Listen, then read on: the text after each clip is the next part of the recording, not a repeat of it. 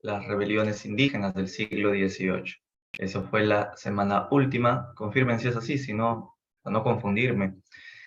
Y no sé si les debía claves, espero que no, o si les debo avisen para ponerme al día. Hoy vamos a empezar entonces con la independencia. Bueno, el capítulo de la independencia es extenso y complejo. Lo primero que vamos a decir es que de todos los virreinatos de América, el de Perú no quería mucho independizarse. ¿Por qué no? Porque el virreinato del Perú era el más importante para España. El virreinato del Perú era eh, el que recibía el monopolio comercial. Entonces Lima era la ciudad con más privilegios y entonces se comprende que la clase media, perdón, la clase alta, ¿no? La clase criolla alta, acomodada, no quería perder los privilegios que les había dado el monopolio, ¿no? Por eso es que no estaban totalmente desesperados por una libertad, ni siquiera la pensaban, porque significaría perder todos sus esclavos, su nobleza, su riqueza, ¿no? Y todo lo que implica una separación.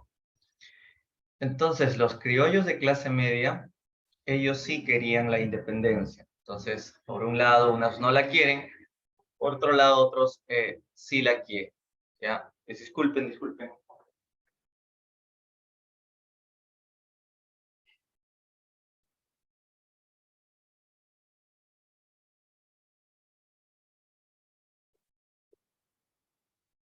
Ya, me tuve que ir a ver. Voy a traer el reloj para saber cómo estamos en tiempo. Ya, entonces la clase media sí quería la independencia, los criollos sí la quieren, pero ¿por qué ellos sí? Porque ellos son los que habían quedado afectados y excluidos desde las reformas borbónicas, ¿no? Las reformas borbónicas habían aumentado los impuestos a estos criollos, como la alcabala, y también los habían excluido de sus cargos públicos. Por eso es que ellos sí tienen interés en el independizarse, además porque se habían leído libros de la Ilustración. Bueno, estos criollos de clase media que sí quieren la independencia son los llamados precursores. Ideólogos o intelectuales ilustrados que pensaron que sí era interesante ya liberarnos de España.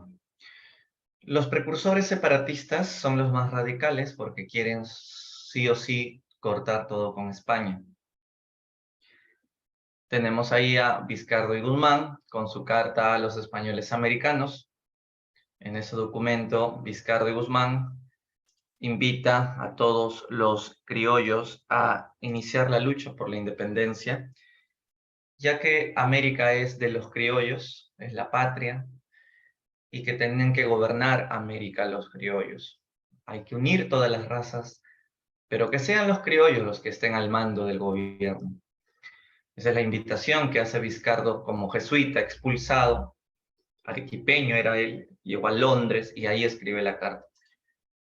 Otro fue Miranda, quien funda en Londres las logias, una reunión secreta de criollos americanos, donde se planeó secretamente, claro, la independencia. Está San Martín, Bolívar, O'Higgins, Nariño, Ribagüero, todos ellos integraban las logias.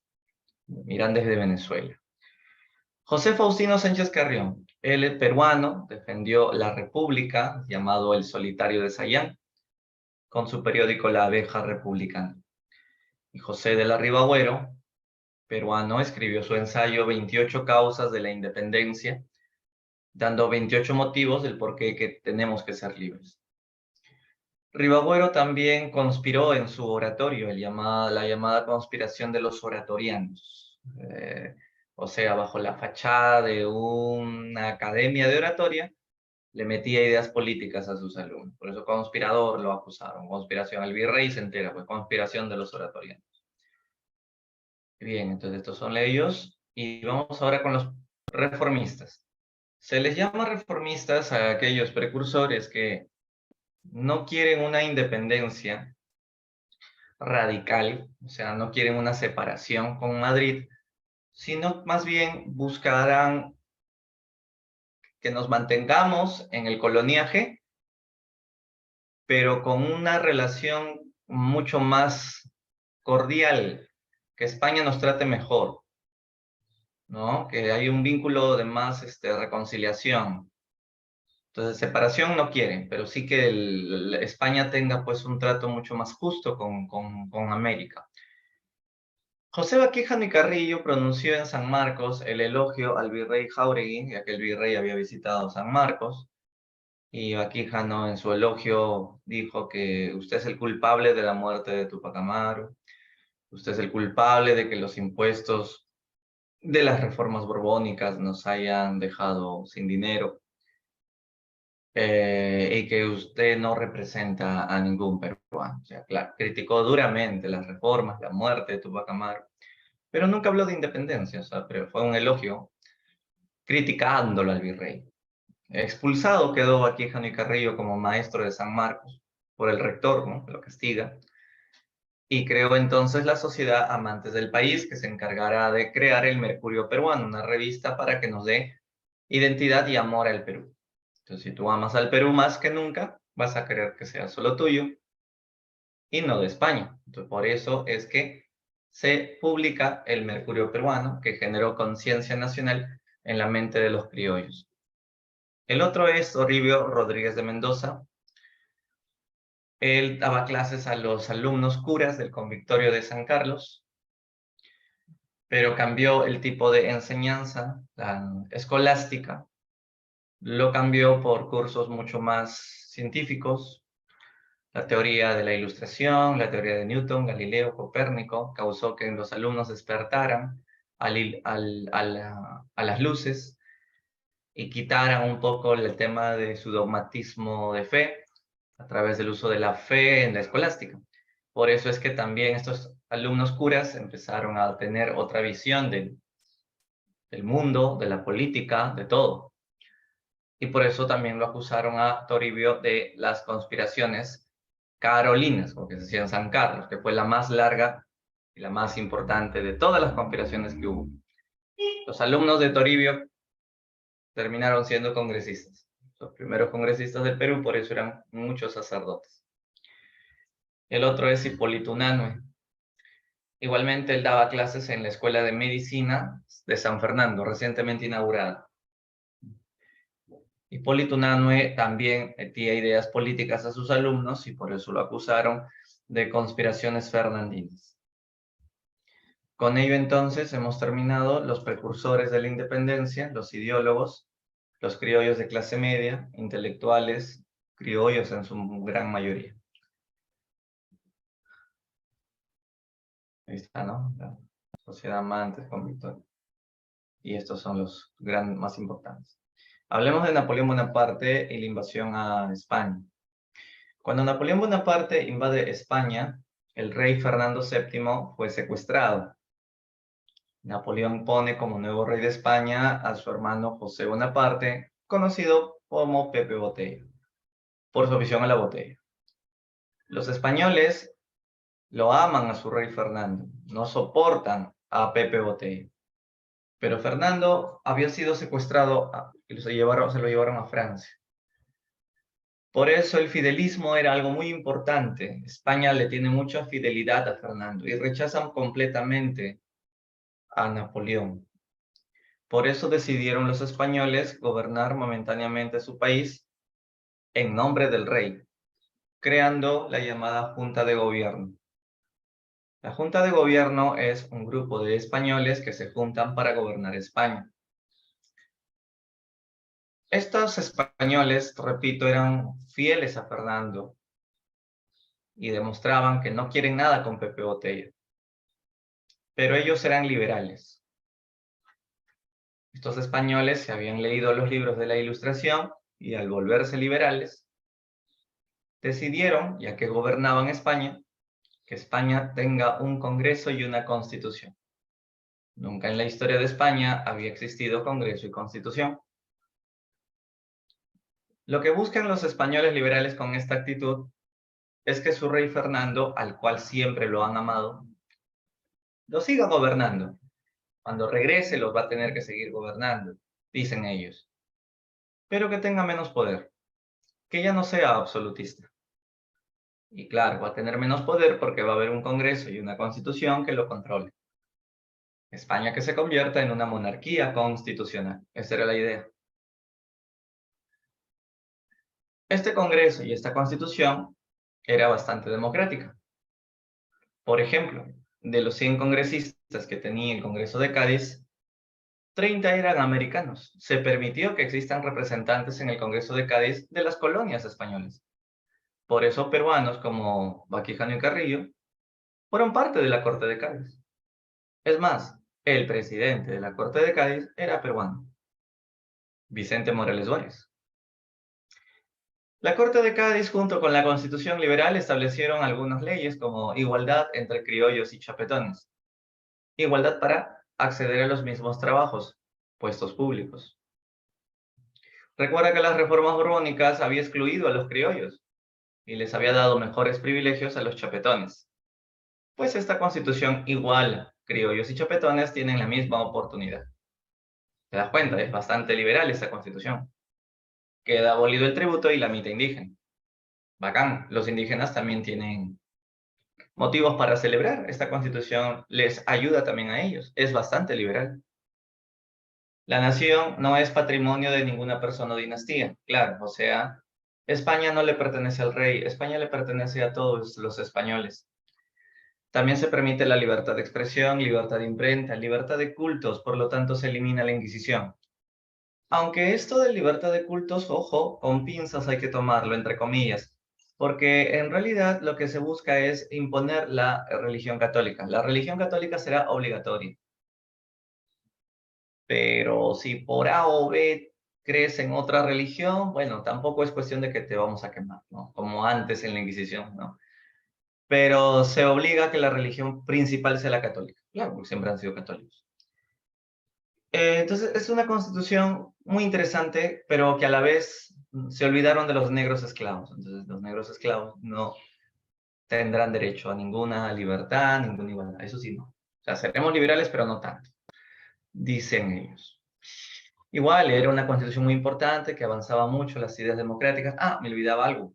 La constitución liberal también permite el voto de los indígenas de América para que elijan en elecciones a sus alcaldes, a los miembros de su cabildo.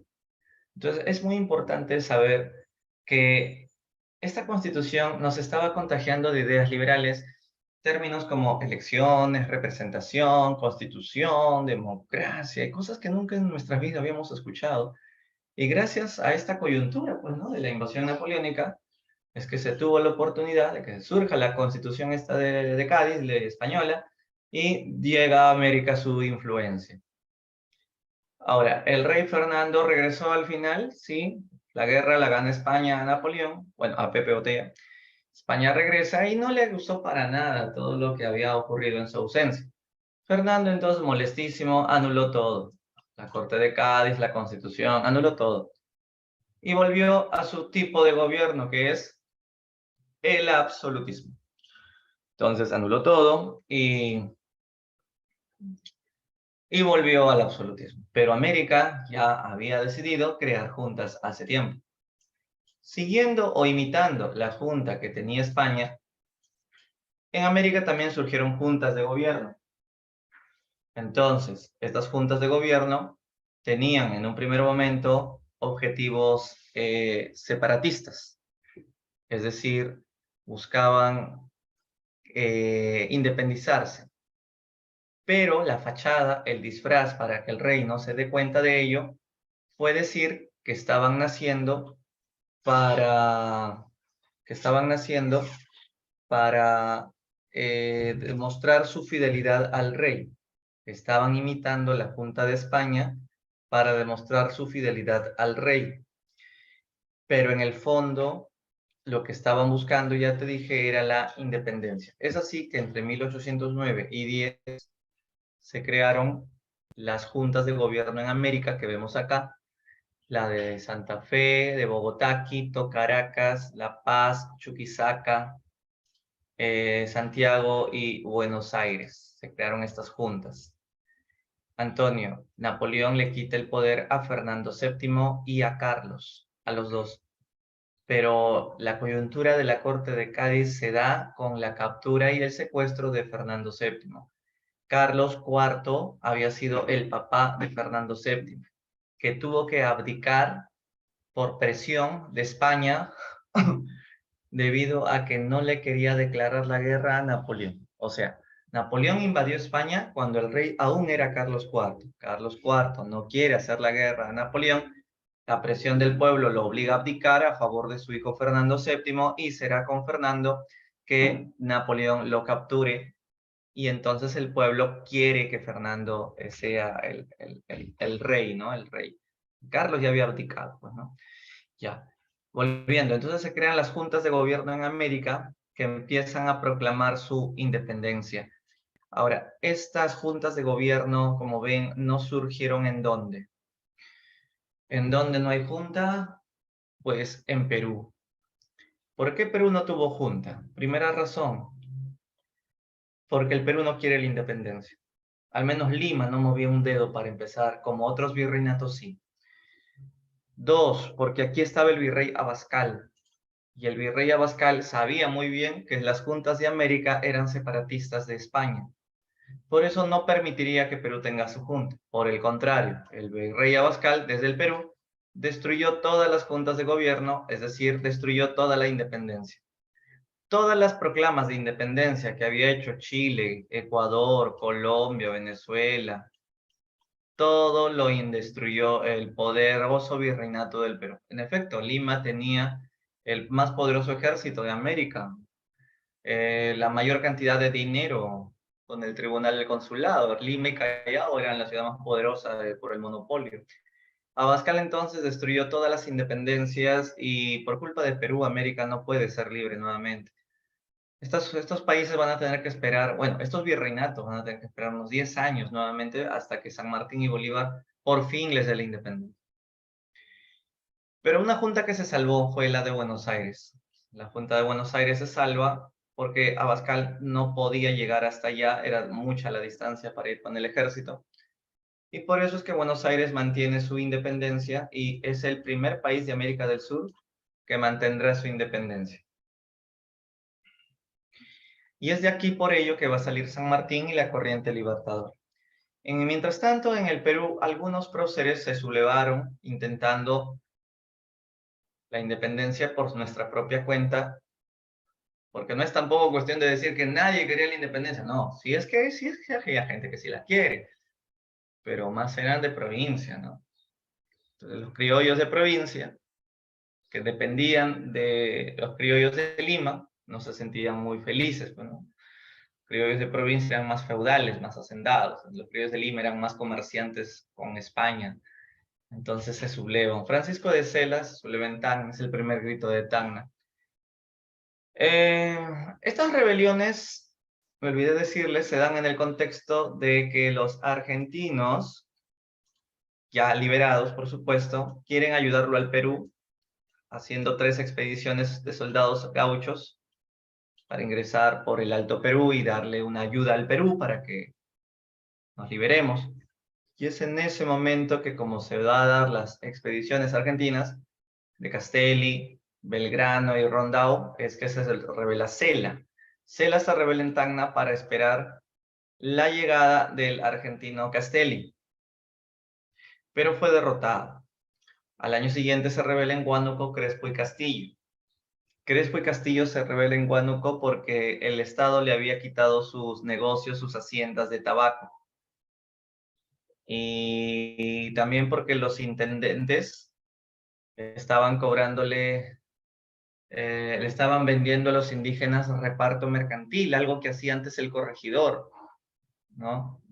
Y entonces los indígenas están incómodos porque eso ya se había abolido tras la rebelión de Tupac Amaru. Entonces Crespo y Castillo se rebela, tal vez no tanto porque quería una independencia, sino porque quería defender a los indígenas y también a sus propios negocios. Pero igual, se rebela y, bueno, es derrotado. Al año siguiente se rebela Payardelli, otro rebelde en Tacna. Siempre eligen Tacna porque es un lugar estratégico para esperar la llegada de la siguiente expedición argentina, que este era pues el de Belgrano. Pero fue derrotado en la batalla de Camiara Pero la gran rebelión fue la del Cusco, los hermanos Angulo, que se sublevan con Mariano Melgar y Mateo Pumacahua. Sí, el mismo que se había unido a España contra Tupac Amaru. Ese mismo Pumacahua ahora estaba arrepentido, entre comillas arrepentido, y se unió a la causa patriota de la independencia. Los hermanos Angulo se rebelan en el Cusco y será en el Cusco donde van a crear una junta de gobierno.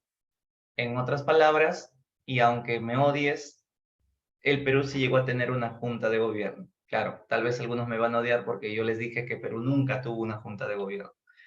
Pero en realidad sí hubo en el Perú una junta de gobierno, pero ¿sabes por qué no te hablé de eso hace un rato? Porque pareciera que ni siquiera hubiésemos tenido ninguna junta. Y es que esta junta duró que un par de horas. Un par de horas, ¿no? Mejor digo que no hubo junta, ¿no?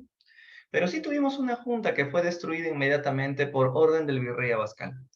Y es ahí que los hermanos Angulo explotan y se rebelan, ¿no? Se rebelan por el sur, Cusco, Ayacucho, Arequipa, Alto Perú, Puno, hasta la zona de Bolivia, con Pumacahua. Pumacahua se une a los Angulo porque como España lo había despedido a Pumacahua, ya que Pumacahua era el favorito del rey, claro, ¿cómo no lo va a hacer si Pumacahua con sus tropas ayudó a España a derrotar a Tupac Amaru 40 años atrás?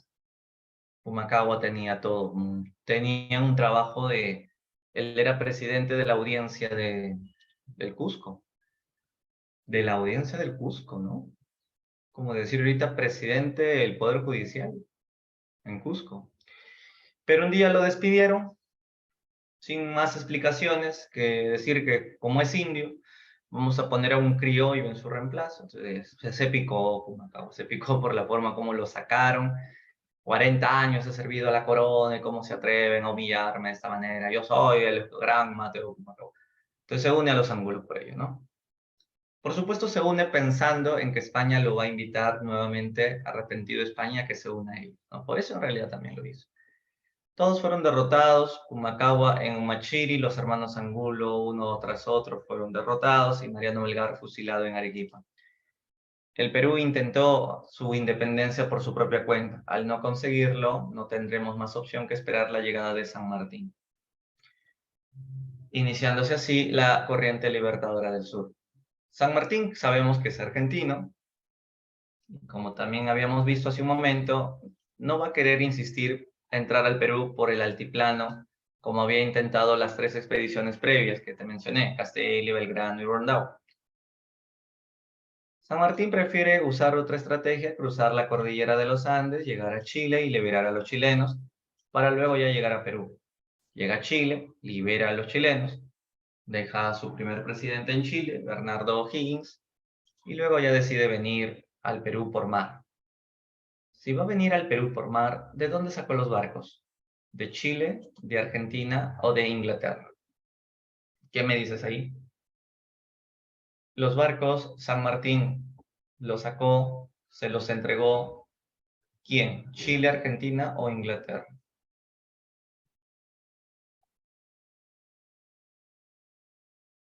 ¿Qué te dice tu corazón?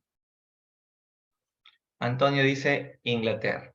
O sea, Antonio cree, y Fernanda también, que los barcos tenían patas y caminaban por la cordillera de los Andes, ¿verdad? O tal vez que San Martín era un hall y cargaba los barcos en la espalda.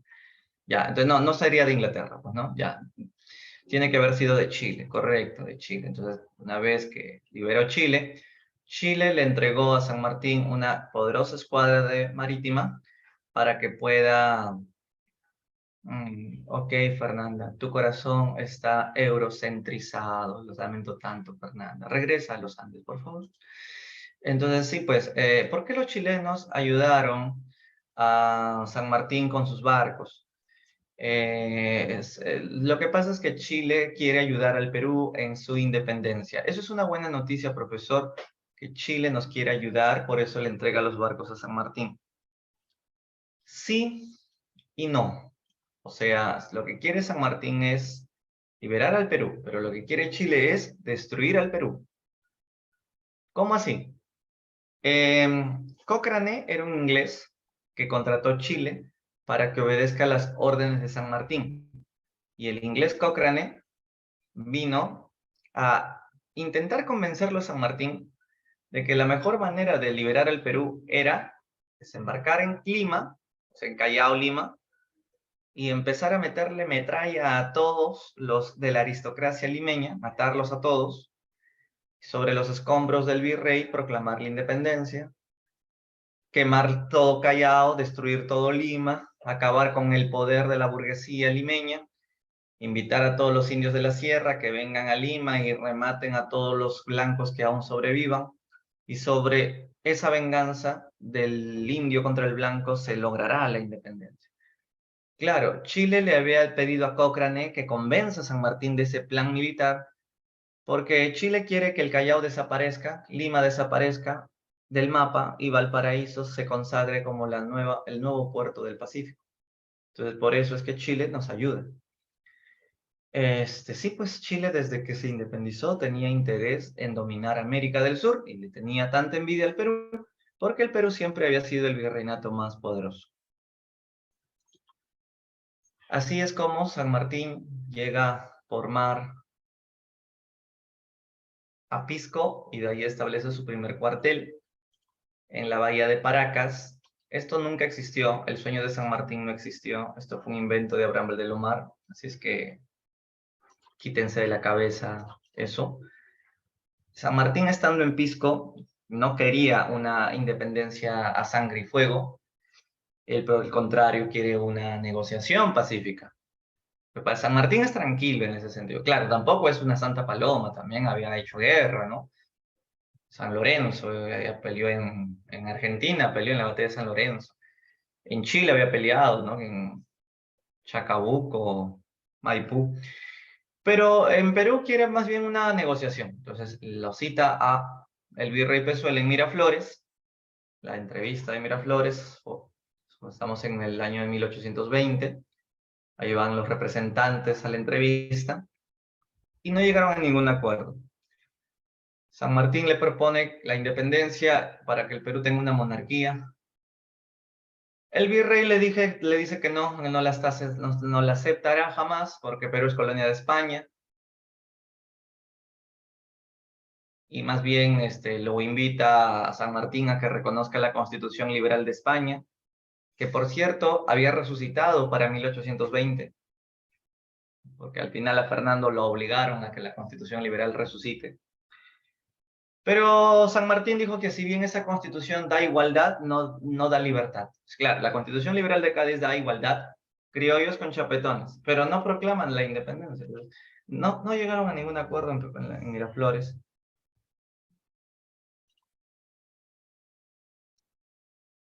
San Martín abandona Pisco, pero perdón, antes que abandone Pisco, mandó a su amigo Arenales a la Sierra Central, no solamente para decirle a los indígenas de la buena noticia de la llegada de San Martín, sino además lo mandó a su amigo Arenales a la sierra para formar ejércitos indígenas, montoneros, guerrillas, campesinas, ¿no? Porque en cualquier momento la bronca puede empezar y necesitamos soldados de refuerzo, ¿no? Y los campesinos obviamente felices, ¿no? De colaborar, contribuir con los soldados, ¿no? Formaron guerrillas. Las mujeres también cumplieron un papel muy importante, ¿no? Las famosas rabonas que llevaban todo el equipaje en la espalda, eran el confidente de su marido, que le daban de comer, los que le acompañaban en la noche, o si recogían a su marido si caía herido en la batalla. Es el papel de la mujer. O sea, la mujer andina nunca huye, ¿no? ¿Han visto el video de cuando en la marcha, ¿no? Hay una campesina que está con su bandera y con todos los gases que le están, es la única que queda ahí sola enfrentándose a la policía. ¿Han visto ese video? No, y mientras todos se han corrido, es la única que está ahí. Ese es el papel de la mujer andina, pues, ¿no? Y encima la terruquean, entonces se pasa. Y entonces esas son las rabonas, las rabonas. ¿No? Imagínate que María Parado de Bellido, a Micaela Bastidas, ¿no? Las hermanas Toledo hubiesen vivido en esta época. Estarían en las marchas, ¿sí o no? Y las habrían terruqueado. Micaela Bastidas terruca, ¿no? Entonces eso hubiese pasado. Bueno, y entonces se da la creación de estos montoneros, este ejército campesino, con sus mujeres, el papel importante que cumplió la mujer en la independencia. San Martín abandona Pisco y se traslada a Huaura, se traslada a Huaura. ¿Y por qué el cambio de cuartel? Cambio de cuartel porque, primero, Huaura está más cerca a Lima. Pisco está más lejos, ¿no? Pero mejor, Huaura es mejor. Y además porque Huaura se comunica más con el norte. San Martín sabe que el norte aún no se ha enterado de su llegada, entonces necesita pues estar en Huaura para comunicarse más rápido con los del norte. Pues los del sur ya saben hace rato de su llegada, pues falta el norte, pues, por eso me voy a Huaura. Además, Huaura me conviene ir pues, porque Arenales va a tener que regresar y ahí nomás nos encontramos más rápido, ¿no? En Huaura fue que promulga el reglamento provisorio. Un reglamento es un conjunto de normas y leyes porque no existía una constitución, entonces el reglamento es como una preconstitución política. Y ahí es justamente donde San Martín crea los primeros 4 departamentos del Perú oficialmente. Incluso en Huaura proclama la independencia, por primera vez, pero como no hay ningún documento que pruebe eso, solo queda como una primera proclamación extraoficial, porque la primera proclamación oficial ya sería en Lima, ¿no? Cuando él entra a la Plaza de Armas. Bueno, en ese momento ocurrieron hechos o acontecimientos favorables a la causa. ¿Qué acontecimientos? Todo el norte del Perú se proclama independiente. ¿Por qué? Porque San Martín, estando en Huaura, y el norte, sabiendo de que él ya estaba en Huaura, todo el norte estaba con la causa de la independencia. Entonces, Guayaquil, que era peruana, se independiza. Fue el primero del norte que se libera. Le siguió Tumbes, Jaén, Maynas, Trujillo, ¿no? En Trujillo estaba Torre Tagle, ¿no? Después presidente, ¿no? Todos ellos, todo el norte se independiza. Entonces, punto a favor de la independencia. El inglés Cochrane, que había sido contratado por Chile, bloqueaba el Callao y captura un barco español, la Esmeralda. Entonces, con la captura de la Esmeralda, España se quedó sin barco en el Callao. Entonces, otro punto a favor. Incluso un batallón de españoles, el batallón Numancia, se pasó al bando patriota de San Martín. Eso es otro punto a favor. Antonio pregunta, Cochrane le otorgó sus barcos a San Martín, pero no fue porque Inglaterra quería sabotear España. A ver, te cuento, Antonio, los barcos se los dio Chile y Cochrane vino para ayudar a la independencia de Perú. Los ingleses quieren ayudarnos para poder ver en América un mercado y dejar acá sus mercancías. Sí, lo que dices es cierto. Inglaterra lo que quiere es ayudarnos con objetivos de expandir su imperialismo sobre nosotros, ¿no? Y depender de ellos después de la independencia, ¿de acuerdo? Pero Cochrane fue contratado por Chile para que sirva las órdenes de San Martín. Y él fue contratado para recibir un salario, unos honorarios. O sea, no es que viene gratis tampoco, ¿no? Eso se llaman los mercenarios. Sicarios tú le dirías, ¿no? Pero no, mercenario porque es por una causa patriota. Y al final, Chile no le pagó sus honorarios a Cochrane. Chile le dijo a Cochrane que el Perú te pague, el Perú tiene más riqueza. Y el Perú tampoco le pagó, porque le dijo, yo no te he contratado, te he contratado Chile. Y Chile le dijo, no, no, mentira. Si tú has liberado al Perú, Cochrane, tú has ayudado al Perú, no a nosotros, así que cóbrele al Perú. Y entonces Cochrane, un peloteo bravo, Cochrane finalmente llegó a Ancón, encontró 2 barcos llenos de oro de Perú y se los robó y con eso se cobró sus honorarios. Y así Cochrane se fue y nunca más volvió. Esa es la historia completa del Lord Thomas Alexander Cochrane, ¿no? Bueno, entonces, los acontecimientos favorables que te estaba diciendo, ¿no? Se independiza todo el norte, Cochrane captura la Esmeralda, el batallón Numancia, que era un batallón español, se pasó al bando patriota. Claro, lo hicieron porque habían peruanos también en ese batallón, estaba Ramón Castilla, Agustín Gamarra, y hasta había un chico de 14 años, Salaverry, todos futuros presidentes. Y el virrey Pezuela, bien, gracias. El virrey no hace nada, Es un incapaz ese virrey Pezuela. Por eso golpe de estado al virrey y entra a la Serna. El motín de Asnapuquio es el lugar donde se hace el golpe. El nuevo virrey ahora es la Serna. La Serna y San Martín se entrevistan en la llamada conferencia de Punchauca. Esto queda en Caraballo, norte de Lima. Y tampoco llegaron a ningún acuerdo. San Martín le propone la independencia pacífica y la monarquía constitucional. Incluso San Martín le dijo a la Serna que hasta que San Martín consiga a un rey europeo para que venga a gobernarnos, el virrey podría gobernarnos todavía como regente, o sea, como provisorio. El virrey en una dijo, no, no pasa nada. No, usted respete que el Perú es colonia de España. Ups, tampoco llegaron a ningún acuerdo. Las dos conferencias fueron un fracaso. Está la antigua casonada de Punchauca, donde fue la entrevista. Un día el virrey La Serna abandona Lima, se retira al Cusco con todo su ejército, se va con sus 12,000 soldados al Cusco. La pregunta es, ¿por qué se fue? Se fue porque se dio cuenta que lo habían rodeado por los 4 lados.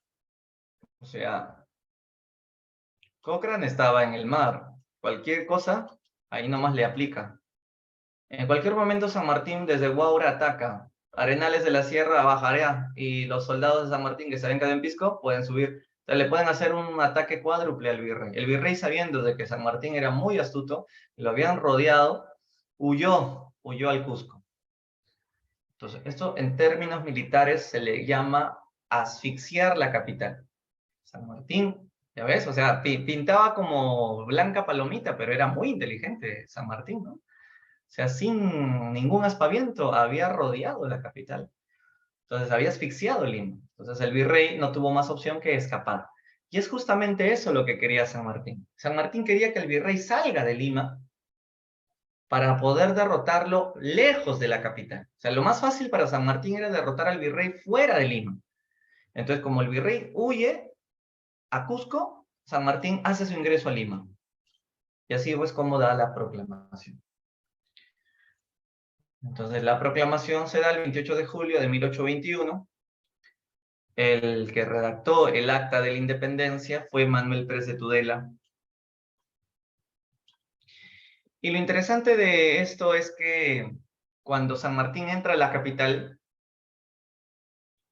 cuando San Martín entra a la capital, encontró una Lima en convulsión, ¿no? ¿Por qué? ¿Por qué creen que Lima estaba convulsionada? Los criollos estaban muy asustados, estaban en pánico, surgió el pánico social. ¿Cuál era el miedo de los criollos? Que Lima estaba insegura. ¿Por qué? Porque el virrey se había escapado con todo el ejército. No había nadie que proteja a los limeños, que eran solo el 6% de toda la ciudad. 6%, claro, el resto eran negros indios. Si el 94% de la población era esclava y campesina, el 6% de criollos limeños estaban creyendo que los iban a matar a todos. La venganza de la raza de abajo contra los de arriba iba a venir. No, eso había pasado en Haití. Haití fue el primer país de Latinoamérica que se independiza en 1803. Y esa fue una independencia de puros negros. Ahí los esclavos mataron a 30,000 franceses. Ahí en esa independencia los mismos negros dirigieron su propia independencia y los negros fueron los primeros presidentes. No como en el Perú, que fueron los criollos los que dirigieron todo, ¿no? Entonces, ese pánico en Lima se creyó que podría ocurrir acá también. Por eso es que cuando San Martín entra a la capital con su ejército argentino, los criollos sintieron un suspiro de alivio, porque San Martín los va a ayudar a protegerlos con su ejército. Y San Martín les dijo, sí, yo los voy a proteger, limeñitos, pero hagamos la independencia. Pero la clase alta limeña no quería. Pero San Martín, la independencia significaría para nosotros nuestra pobreza.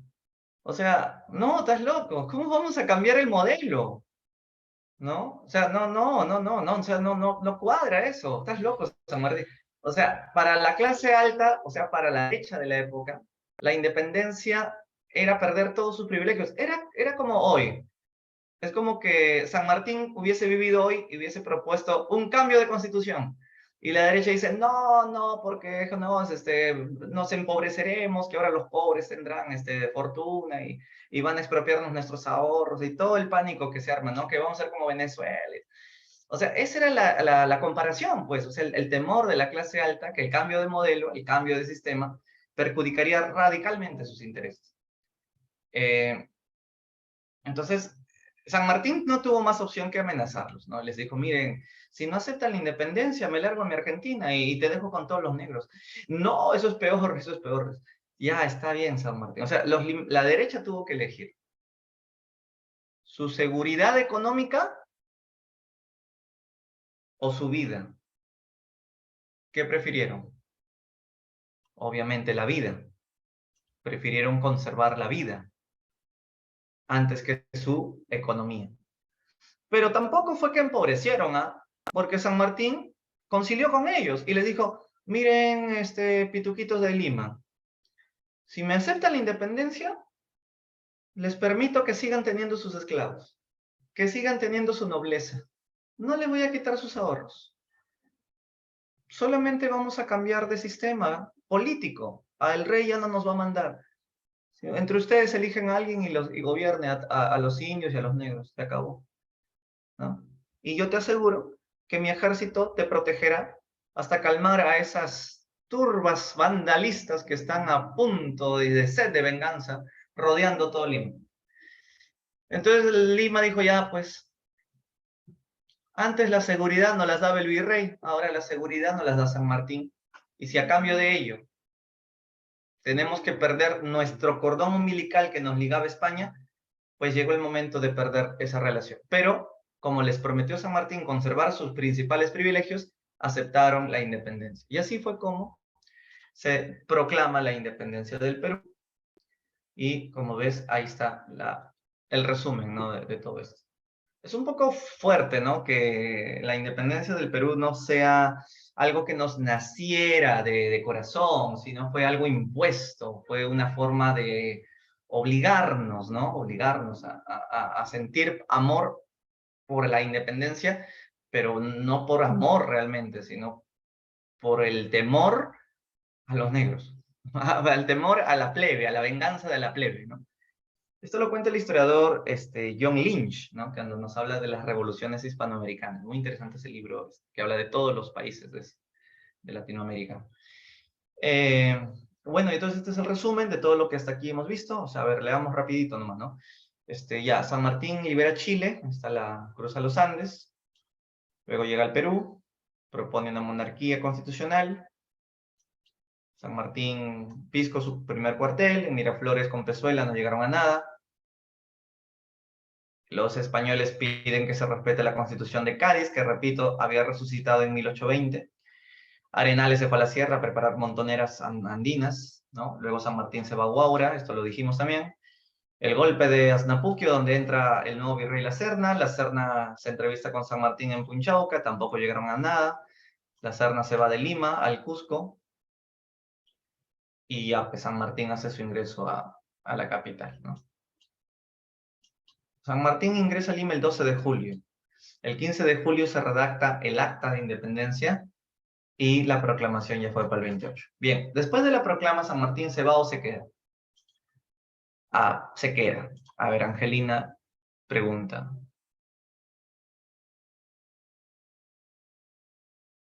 Ajá. Ya, nos dices, ¿por qué San Martín quería la independencia del Perú? Eh, Suele pasar en los estudiantes, más aún cuando tenemos una cultura política donde no creemos nada, creemos que todos tienen intereses, que todos tienen objetivos oscuros. Por eso tal vez pienses que San Martín también tenía un objetivo oscuro, que la independencia del Perú que él venía a darnos no era simplemente para que seamos felices y libres de España, sino tú crees que había un interés, un trasfondo ahí que no has entendido cuál es y quisieras que yo te diga. Tal vez por ahí va tu pregunta, ¿no? Porque si tú me dices lo que leo, ¿no? ¿Por qué San Martín quería la independencia? A un niño de primaria yo le pregunto eso y nos diría, para que seamos libres, pues, ¿no? Para que seamos felices, para que ya no seamos esclavos de España, ¿no? Para eso San Martín vino a ayudarnos. Entonces, tal vez a eso te refieres con tu pregunta. ¿Cuál era el trasfondo? ¿Cuál era la verdadera razón? ¿No? Claro, claro. A ver, para responder esa pregunta, primero decirte lo siguiente. San Martín no es indio, no es negro, es un criollo. Es un criollo argentino, bonaerense, que había sido educado en Europa, ¿no? Es más, ni siquiera hablaba con el dejo argentino, ni siquiera hablaba con el acento español, ¿no? San Martín había peleado incluso a favor de España contra Pepe Botella, ¿sí? San Martín había peleado por España contra Pepe Botella. Él había debutado allá como soldado. Entonces, eso sí, estaba muy ilustrado, él era un hombre muy ilustrado, pero como todo ilustrado, era racista. O sea, todos los liberales, hasta el más liberal demócrata que tiene América, considera que hay grupos raciales inferiores a ellos, ¿no? Es como ahora, ¿no? Ahora la gente piensa, los que tienen más estudios son mejores que los indios ignorantes, ¿no? Todavía eso, o sea, todavía tenemos ese pensamiento. Entonces, sí, pues es cierto, San Martín no quería la independencia para que los indios y los negros y los blancos todos seamos iguales y felices y no haya más esclavitud ni haya pobreza. No, San Martín sabe que en el fondo existen razas superiores y razas inferiores, pero quiere darnos la libertad política principalmente. Por otro lado, también es cierto que San Martín quiere ayudarnos para asegurar su propia independencia. Claro, porque si San Martín no ayuda al Perú a liberarse, entonces corre riesgo la misma independencia de Argentina, porque en cualquier momento el virreinato del Perú podía atacar a Argentina y la volvía otra vez virreinato. Recuerda que Argentina era el único país de América del Sur que se había liberado y todos los demás no eran libres. En cualquier momento todos invaden Argentina. Por eso San Martín y Bolívar ayudaron a independizar a los demás virreinatos para asegurar sus propias independencias. Entonces, era un peligro latente para Argentina. ¿A quién te refieres, Yandy? ¿A San Martín? Antonio nos pregunta, ¿cómo fue que Brasil llegó a crecer tanto? Pero, Antonio, la clase pasada explicábamos eso. Cuando hicimos las reformas borbónicas y se crearon más virreinatos, el Perú quedó chiquito y España le regaló a los dominios del Portugal toda la selva que era antes del virreinato del Perú. E incluso se firmó el Tratado de San Ildefonso. Y es ahí que, cuando ya se independiza la selva de Brasil, terminó siendo tan grande. Claro que lo explicamos la semana pasada. Seguro no recuerdas mucho. Ok, seguimos entonces. El protectorado. No, pregunten, ¿ah? Yo chévere responderles. El protectorado. Entonces, San Martín, como protector, gobernó un año. ¿Y qué es lo que hizo durante el año? Acá vemos, ¿no? ¿Cómo organiza el Estado? Creando un Consejo de Ministros, siendo el ministro más importante de San Martín, Bernardo de Monteagudo. Monteagudo, que será su brazo derecho, primer ministro y ministro de Guerra y Marina, también llamó a Hipólito Unanue para ministro de Economía, antes llamado de Hacienda, y García del Río para ministro de Relaciones Exteriores. Seguidamente permitió la libertad de imprenta, porque hay libertad de expresión, la ley de vientres, en la que la esclavitud queda abolida, para los que nacieron después del 28 de julio, ¿no? Si nacieron después del 28 de julio, son libres. Los que nacieron antes siguen siendo esclavos. Entonces, no es una abolición total de la esclavitud, es parcial. Abolió el tributo y la mitad indígena, es una muy buena noticia para los indígenas. Creó la Biblioteca Nacional, que fue robada por los chilenos, y creó nuestro himno y la bandera peruana. Ya la primera bandera había sido creada en Pisco por San Martín. Ya en el protectorado se crea la segunda y ya con Bolívar la tercera y definitiva, que es la actual. Pero lo más importante que se da en esta época es el debate de la llamada sociedad patriótica. Ojo, esto está viniendo con frecuencia ahora. El primer gran debate doctrinario, conocido como de la sociedad patriótica, en donde San Martín busca con ello convencernos que la mejor forma de gobierno para el Perú O sea, lo que más nos conviene es la monarquía constitucional.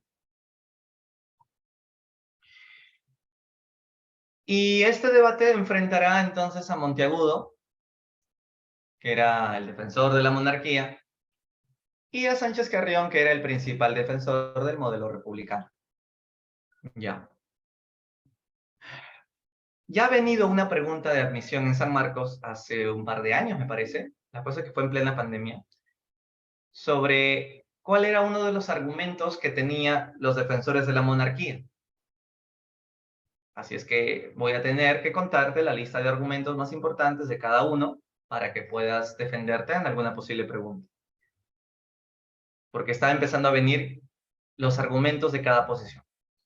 Según los monarquistas, Monteagudo a la cabeza, el cura Moreno también era otro, y San Martín, por supuesto, defendían como primera idea que al Perú más le conviene una monarquía constitucional. ¿Por qué? Porque la república en el Perú no funcionaría, dicen. ¿Y por qué no? Porque para los monarquistas, la república en Perú solo funciona en países, o sea, las repúblicas solo funcionan en países pequeños, donde hay población pequeña, o sea, con poca población y que tengan una uniformidad de raza. Entonces, repito, donde hayan países pequeños, donde hay muy poca población y con una misma raza uniforme, ahí tiene éxito las repúblicas y las democracias y las elecciones. ¿Por qué? Porque si hay poca población, entonces el gobierno conocerá los problemas de esos pocos pobladores, ¿no? Conocerán todos sus problemas. Y si tienen el mismo color de piel, todos se sentirán muy unidos, o sea, será una verdadera nación, aunque sea chiquita, pero una verdadera micronación. Se sentirán muy unidos, por lo tanto, eso sí será democracia. Porque la democracia no solo es los votos, no, democracia no es la mayoría decide, no, democracia implica justicia social.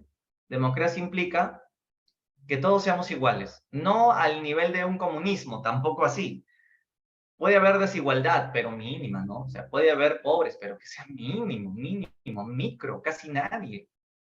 Desigualdad sumamente poca tiene que haber. Entonces, donde haya más igualdad, se puede decir que hay más éxito democrático, como lo hubo en Atenas, ¿no? A pesar de sus errores, porque no todos eran ciudadanos, ¿no? En Atenas, pero la polis griega de Atenas es el que inventó justamente la democracia. Entonces, en cambio, en países grandes, la república no funciona, pues, ¿no? Porque los gobernantes son débiles. Es mejor tener un rey, porque un rey tiene más fuerza, más carácter, poder mayor que penetre a todo el enorme territorio, un país enorme. Y el Perú es un país grande, pues, no solo es grande, sino tenemos un montón de razas, ¿no? Colores. Y entonces, por eso es que el Perú no reúne las condiciones para una república, dice Monteagudo. San Martín, dicen eso, ¿no? A Monteagudo le hubiese gustado que el Perú sea una república, pero es consciente de la realidad del Perú. O sea, el Perú es muy complejo. Que para que o sea, somos un país que no ha madurado para saber votar. No solo porque somos grandes como país, no solamente porque tenemos muchas razas distintas, sino porque el Perú es muy polarizado. Es un país que viene de un virreinato muy antagónico, donde Lima y provincias así, han sido como el agua y el aceite, ¿no? Una polarización brutal siempre ha habido en el Perú. Y entonces por eso no reunimos las condiciones para que triunfen las democracias y las repúblicas ni los presidentes. Y hay otro gran problema. Como fuimos el virreinato más sometido a España, hemos quedado con un complejo mental, es el psicológico, ¿no? Es el complejo de inferioridad, ¿no? El indio que agacha la cabeza, que habla así como llorando, oprimido, sí, papá, ¿no? Entonces, ese complejo hace que los peruanos seamos muy serviles. Y lo que mejor encaja con una mentalidad servil es tener un monarca, ¿no? Porque el servilismo encaja perfectamente con un gobierno monárquico. Como en tiempo de los incas, pues, ¿no? Tú veías al inca, oh, le besaba sus pies, oh, el gran sol, el hijo del sol, ¿no? Entonces, había un gobierno que encajaba perfectamente la relación monarca-súbdito, ¿no? Súbdito. Pero hay otra razón también por la cual no hay condiciones aquí. Somos muy ignorantes, no sabemos votar, analfabetos. La mayoría del Perú es indígena. De hecho, que sí lo era en esa época. No tenemos luces, no hay ilustración. Entonces, ¿cómo vamos a tener presidente? Dicen. Imagínate, los indios van a votar sin mayor conciencia de por qué están votando. Entonces, el candidato los va a engañar con un plato de lentejas, les va a dar un tupper, les va a dar una limosna y vota por mí. Y el indio al toque va a vender su voto por una menudencia. Entonces, esa era la razón por la cual los monarquistas consideran de que lo que en el Perú mejor funcionará es un rey. Y ojo, no va a ser un rey abusivo, no va a ser un rey absolutista, va a ser una monarquía constitucional, como en Inglaterra, parlamento con constitución, ¿no? Eh, y el rey va a poder penetrar en todos los rincones del territorio, algo que un presidente por su carácter débil, debido a que es presidente y no emperador, no va a poder llegar a todos los rincones del país. Entonces, un monarca sí va a poder llegar. Y eso más o menos era el sustento del por qué la monarquía es la mejor opción. Ya, vamos a escuchar ahora a la república, pero antes, ¿quién me pregunta? Denise, ¿qué dice Denise? A ver. Pero si quiere que el gobierno sea fuerte, ¿no cree que llegaría a ser absolutista? Claro, Denise, pero ya justo Monteagudo respondió esa pregunta, ¿no? Monteagudo, ¿qué le dijo? ¿Qué dijo? Que no va a ser absolutista porque va a ser una monarquía constitucional. Es la propuesta de los monarquistas. Que haya Congreso y Constitución que lo vigile. Así como en Inglaterra, que están contentos con su monarquía constitucional. Esa es la idea, no absolutista. Bien, ¿qué dicen, por el contrario, los republicanos? Marcos, libertad de imprenta es que puedes publicar el periódico que te dé la gana y publicar el libro que te dé la gana. Puedes publicar los libros que te den la gana y el gobierno no te los va a censurar, porque hay libertad de expresión. Eso se refiere a libertad de imprenta. Ya, vamos a escuchar a Sánchez Carrión. En Sánchez Carrión es un republicano defensor del modelo republicano 100%, dice los siguientes argumentos.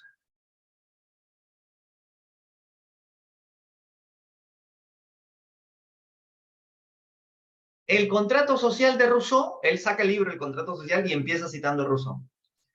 El hombre nace libre, el hombre vive libre y muere en libertad. Nosotros nacemos libres y ese es un derecho natural, nacer libres. Y esa libertad implica que tenemos derecho en nuestra libertad de elegir quién queremos que nos gobierne o nos represente. Pero el pueblo es el que tiene que elegir. Porque es un derecho natural nacer en libertad. En cambio, es antinatural nacer súbdito de un monarca. Eso es antinatural. O sea, tú no puedes nacer esclavo. Tú naces libre. Y en tu libertad eliges a tu representante. Está bien. Seremos ignorantes. Seremos todas las razas. El Perú tiene un montón, negros, indios, cholos, mestizos. Somos todo. Pero el corazón nos pide una sola cosa. A gritos, la libertad de expresarnos para que elijamos a nuestro gobernante. Y si nos equivocamos y elegimos mal, pues es algo que nos corresponde a todos, porque nosotros hemos hecho esa elección. Pero la buena noticia es que tendremos siempre oportunidad de volver a elegir para la siguiente nuevamente y elegiremos mejor. Y si nos equivocamos otra vez, bueno, solo hay que esperar los 5 años, ¿no? El gobierno para que luego vayan a nuevas elecciones. Y eso que ustedes dicen que hay ignorancia, que el niño no entiende nada, que no sabemos nada, de acuerdo. Pero van a haber proyectos de educación en el futuro o a largo plazo para alfabetizar a la gente que todavía no está alfabetizada. Y además, esa ignorancia en la que ustedes dicen solo se basa en que los indígenas no saben leer ni escribir. Pero el hecho de que no sepan leer y escribir no significa que no sepan pensar. Y ellos son conscientes de sus necesidades.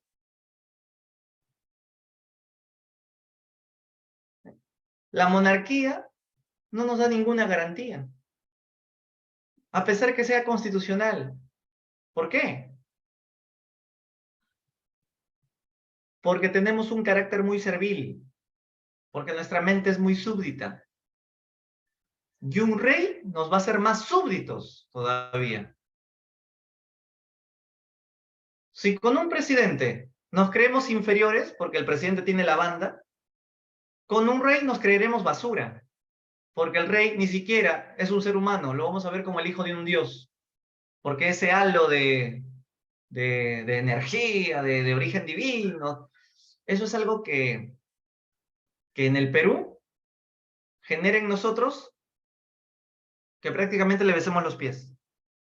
Entonces, mientras más súbditos seamos por tener un rey, menos libertad tendremos. Porque mientras menos humano te sientas, poca cosa te sientas, menos libre gozarás de menos independencia. Entonces, ¿cuál es el chiste de la independencia entonces? Si antes el rey de España nos gobernaba desde España, ahora va a ser peor porque el monarca estará aquí, en el Perú. Por eso es que la república puede tener todos los defectos y todos los errores. Pero es el modelo económico, pero es el modelo más perfectible que podemos hacer. No será perfecto, pero es el más perfectible, o sea, el que más se puede perfeccionar. La monarquía no es ninguna garantía. Por favor, peruanos, no vayan a ser monarcas, no vayan a tener reyes, porque si no, en su DNI va a salir súbditos. En cambio, en una república van a salir ciudadanos. ¿Qué quieren? ¿Ser súbditos? Entonces, ¿para qué sirvió la independencia si vamos a seguir en lo mismo? Solo que España ya no nos va a mandar, ahora nos va a mandar otro rey.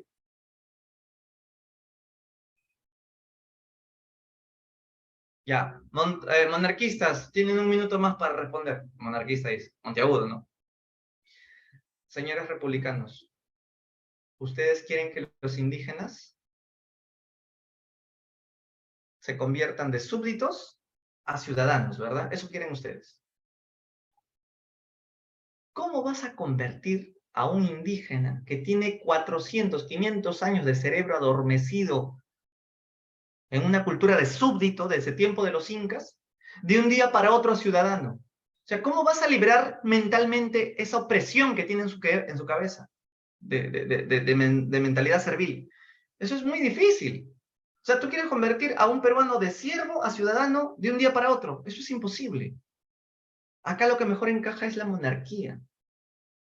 Porque lamentablemente los peruanos tenemos esa mentalidad muy acomplejada. Somos complejos de inferioridad muy fuerte.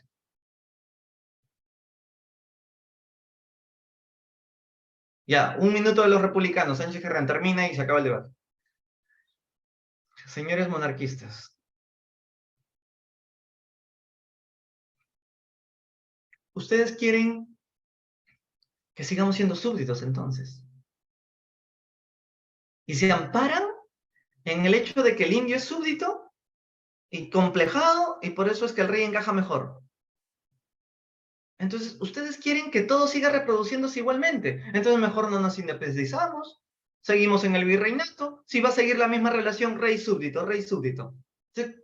Insisto, ¿cuál ha sido la razón de independizar? No, no sirve de nada, entonces. Se necesita libertad, y la libertad incluye volvernos ciudadanos, para que la relación sea gobierno, presidente, ciudadano, gobierno, ciudadano. Esa es la relación más justa y más libre que podemos hacer. Que no sea perfecta, ya te dije, pero es lo más perfectible. Porque un rey, si sale chueco, tenemos que aguantar que se muera. Y es toda la vida. En cambio, si un presidente nos miente, solo tenemos que aguantar los 5 años. Pero es el pueblo quien decide su destino. porque el pueblo será ignorante, incapaz de saber elegir bien, como tú dices, pero es el alma del pueblo la que clama por tomar sus propias decisiones. He dicho. Bien, entonces, ¿ustedes qué hubiesen preferido de haber escuchado este debate? ¿La monarquía o la república? A ver, todos tienen que elegir, hubiesen preferido monarquía o república si hubiesen vivido en esta época. ¿Quién te ha convencido más? ¿Quién crees que tiene mejores argumentos? Están formateando su cerebro seguramente. Ya. No se demore mucho. Antonio, va una monarquía. A ver, ¿qué dicen los demás? El que no vote es un chileno, ¿ok? Ya, queda, todos tienen que votar. Van 3 monarquistas. Ya, 4, 5, 6, 7. Va un republicano, Daniela, 7-1. 8, 8-2, 8-3, 8-4, 9-10. 10 monarquía, 4 república, 11 monarquía. ¿Alguien más? 11 monarcas, 4 republicanos hasta ahorita. Voy a tomar eso como monarquía, Diego. 12 monarquías, 4 republicanos. Ya. Muchachos, ¿por qué les gusta la monarquía? ¿Cuál es el argumento más importante que te ha convencido? Porque es raro, ¿no? Monarquía, o sea, la monarquía es antidemocrática. Entonces, ¿por qué eligen ¿Cuál es el argumento más importante por el cual la república no te ha convencido y la monarquía sí? A ver si me lo escriben los monarquistas sobre todo. O si no, también los republicanos, ¿ah? Pueden escribir. Así me encantaría leer un poco el argumento. Si quieren, prendan su audio, no hay problema. Ajá, Antonio dice, no teníamos capacidad política ni la tenemos hasta ahora. Por eso mejor monarquía, dice, por eso Antonio, ¿no? La estabilidad del poder en una figura. Ya. Antonio, Dylan y todos los que son monarquistas. El hecho de que ustedes defiendan la monarquía generaría hoy día el riesgo de que ustedes voten por una dictadura. ¿Sabían eso? O sea, claro, el riesgo que defiendan a la monarquía es que te importa un pepino la democracia y todas las reglas democráticas porque están tan decepcionados de los políticos democráticamente elegidos por la corrupción y todo lo demás, que no te importaría elegir una dictadura sabiendo de que podría ser una opción para mejorar el país, aunque viole todas las reglas democráticas. Si ese es el pensamiento, estamos ante la implosión de nuestro modelo republicano. Pues, o sea, estamos llegando al fin de un modelo. O sea, lo que está pasando hoy día en el Perú es un síntoma muy claro de que el modelo republicano y el modelo económico está a un, no sé si un paso corto o largo todavía, pero de desaparecer, de implosionar como implosionó la Unión Soviética. Tal vez lo que se busca es una anarquía, es la vuelta a una monarquía, tal vez queremos un experimento monárquico de 200 años desde ahora, porque ya pasaron 200 años desde la independencia y como que la república no ha satisfacido muchas expectativas. Entonces, a mí me encantaría si estuviéramos aquí presencial y estuviéramos en el colegio y tuviéramos más tiempo de hablar, de debatir esos temas, yo les haría más preguntas así para ir escarbando su cerebro, ¿no? Profesor, Sí, es que ambos tienen ventajas y desventajas, creo yo, pero yo siento que el argumento que más me convenció con respecto a la República es que no quedarnos igual, ¿sabe? Que existe por lo menos esa esperanza de que los peruanos no nos sintamos inferiores a los extranjeros o otras personas, ¿no? Sino llegar a una democracia. Y sé que al final, pues, es difícil, ¿no? Porque muchas personas no saben votar, no toman ese interés y hasta ahora es así, pero eso no nos garantiza de que una monarquía tal vez podría ser mejor incluso que una república, ¿no? Y de que existe tal vez, ¿no? Esa esperanza de que el Perú pueda progresar en la educación y que, y que al fin las personas pues puedan saber votar y así llegar a ser más unidos. Puede que sea muy, no sé, subjetivo, pero no sé, yo creo todavía en la unión, ¿no? En que pueda haber esa unión. Lo que has dicho confirma lo que una vez lo leí en un libro del historiador Carlos Contreras cuando estaba leyendo el capítulo del debate. Y no es tanto subjetivo lo que has dicho. Yo diría, y espero que no te incomodes con esta palabra, porque así lo decía el libro, eres muy romántica. Eres muy romántica, eres muy apasionada. O sea, el deseo de querer esto que tú mismo has dicho, ¿no? Ajá, sí, claro, por La eso. esperanza de que podríamos mejorar en el futuro, ¿no? De que podría ser algo mejor el modelo republicano, ¿no? Entonces, es algo que nos hace creer en la república, no porque sea una realidad tangible, sino porque a ver si en el futuro podríamos lograr. O sea, tenemos la romántica ilusión de que se podría lograr ese cambio. En cambio, los monarquistas no son nada románticos, los monarquistas son crudos y realistas. Carambas, la realidad es esta. Esto es lo que tiene el Perú.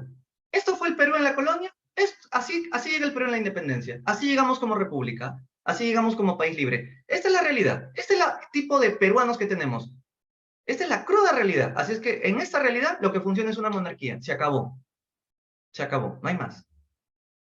Pero los republicanos son más que, pero la ilusión de la democracia y la igualdad y la justicia y que podríamos lograr la mejor perfección en el futuro. Entonces, paran un poco más así en el lado apasionado de las ideas políticas, ¿no?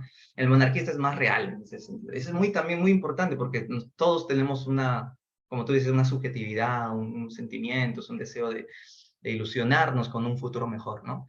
Profesor, ¿y Y no hay esto una es, forma de complementar ambos? O sea, no hay un tipo de gobierno que complementamos, o sea, la forma realista para atacar el ahora, ¿no?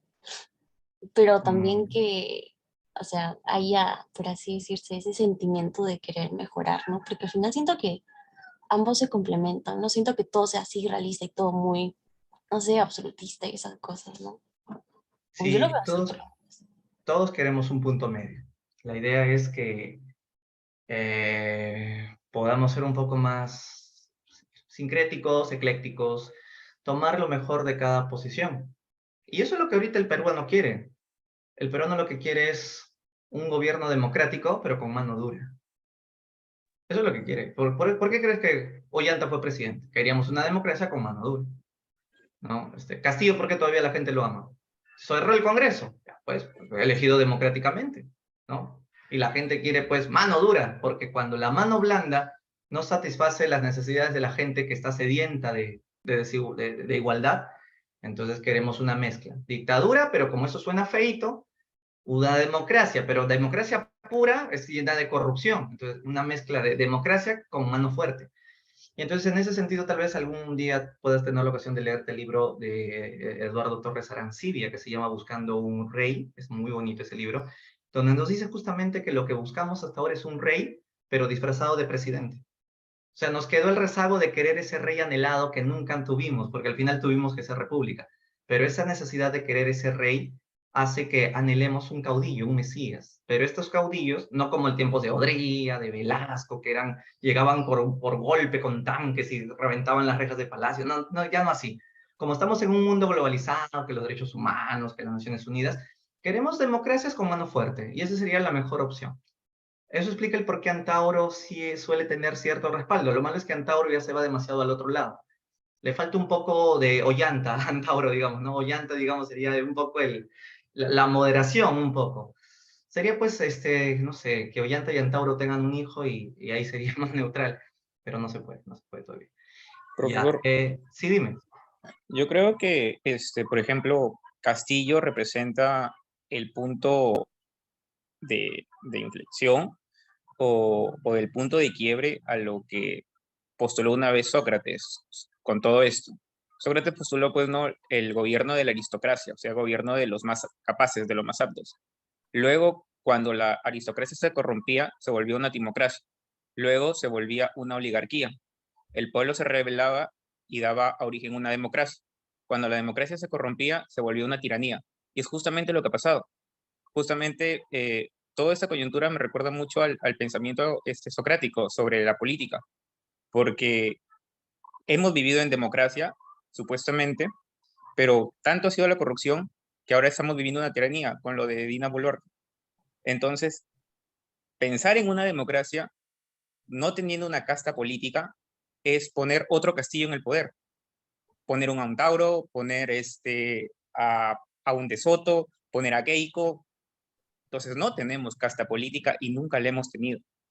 Una vez escuché una clase de Alan García por YouTube que decía que el peruano es muy complejo y me recordó mucho cuando usted mencionó hace unos minutos atrás que el peruano es muy complejo porque él, bueno, Alan García dijo en esa clase, no soy aprista ni soy alanista, pero me hizo ver un poquito más las cosas, ¿no? Cuando él decía que cuando San Martín entró a Lima, todos los marqueses lo apoyaban. Cuando San Martín se quitaba de Lima, automáticamente toda la gente que había apoyado a San Martín, al toque apoyaban al virrey. Se iba el rey, apoyaban a San Martín. Se iba a San Martín, apoyaban al rey. Entonces, el peruano es muy voluble. O Comodín. sea, ajá, exactamente. Entonces, él mismo dijo que gobernar al Perú es bien difícil. Entonces, ahorita pensar o tener la imagen de que no, sí, que la democracia, la república, ¿a quién ibas a poner a gobernar en ese momento en la república si no sabíamos nada en ese tiempo? Incluso hubo un príncipe que se iba a encontrar, un príncipe en Prusia, no sé en qué, creo que hay una historia, no sé si era verdad o no, que San Martín ya había encontrado príncipe y que tan solo faltaba la votación, algo así. Pero ese príncipe en realidad era de Austria, Prusia, no me acuerdo. De Polonia. De Polonia, ya. Y en realidad cuando él no iba a ser no iba a llegar al trono porque era como que el tercer hijo, cuarto hijo, no sé. Pero cuando sí tuvo la oportunidad de gobernar, en el lugar donde lo hizo muy bien las cosas. Entonces, no es que quiera depender de otra persona, o sea, tampoco es la idea, pero hay que aceptarlo. En ese tiempo no teníamos casta política. Y si hemos escogido la república, mira hasta qué punto hemos llegado. Tenemos como 100 muertos. Y esto ha sido toda nuestra historia republicana. Nuestra historia republicana, la corrupción del guano, la guerra que perdimos contra Chile, el presidente Pierola, por ejemplo, que nos traicionó en plena guerra, el presidente que dijo que se iba a comprar armas y hasta ahorita lo estamos esperando. O sea, nuestra historia republicana ha sido del asco. Hay que aceptarlo. Entonces, hay que ser realistas. Tú elegiste la monarquía en el debate hace un momento, seguro, ¿cierto? Sí. Ok, entiendo. Sí, ese es un comentario muy importante lo que nos brindas. Sí, es cierto la primera parte que mencionabas de la visión socrática, ¿cierto? Por eso cuando nosotros analizamos por qué surgió la Alemania nazi, uno se pone a pensar, ¿no? Tan estúpidos somos los humanos que nos enamoramos de un Hitler, de un Mussolini, y es justamente por lo mismo del fracaso de las democracias. O sea, las dictaduras surgen cuando las democracias no llenan las expectativas. Y eso es lo que está pasando tal cual al Perú actualmente, ¿no? Como tú muy bien decías, no hay partidos, nunca hemos tenido una clase política fuerte, la gente desconfía de todos, y entonces por eso es que lo que buscamos es una opción radical. Y claro, pero no todos pensamos así. O sea, no todos pensamos como Sócrates, porque tendríamos que analizar los niveles socioeconómicos. Si tú le haces una encuesta a los niveles A y B, ellos jamás te apostarían por un Antauro, jamás te apostarían por un Castillo, te apostarían por una democracia, porque saben que igual van a ganar su fortuna, son empresarios. Los que apuestan por una dictadura sumamente extremista y radical son los niveles más bajos, la de, porque como dice el dicho, no tienen nada que perder, ¿no? No, como decía el manifiesto comunista, no tienen nada que perder, excepto sus cadenas, ¿no? Eso decía el manifiesto de Marx y Engels. Y es cierto, ¿no? O sea, de alguna forma lo que decía el gran Sócrates se cumple en la actualidad. Por eso es que, claro, lo que pasa en estos días es por lo que perfectamente estoy de acuerdo contigo. No hay partidos políticos, no hay liderazgo. Y eso es lo que genera, pues, que cada uno tenga su propio líder político en su cabeza. Por eso cuando tú te vayas a una marcha, no todos pensamos igual. O sea, tú le puedes hacer la pregunta, ¿qué quieren? Que se vaya Dina, que se vaya el Congreso, cambio de constitución. Ya, pero ¿cuál es tu propuesta de desarrollo para el país? Entonces, si tú le haces una entrevista más profunda a cada uno tiene una versión muy distinta de su pensamiento. Al final unos van a decir, no, yo quiero un presidente democrático al final. Y otros dicen, no, yo quiero un Hitler, no, yo quiero un Velasco, no, yo quiero un Alan, no, yo quiero un Antauro, no, yo quiero como un Hitler, tanta vaina, un Stalin. ¿No? Yo no quiero nada, yo solo quiero vivir mi vida en mi chacrita y no quiero Estado, o un anarquista.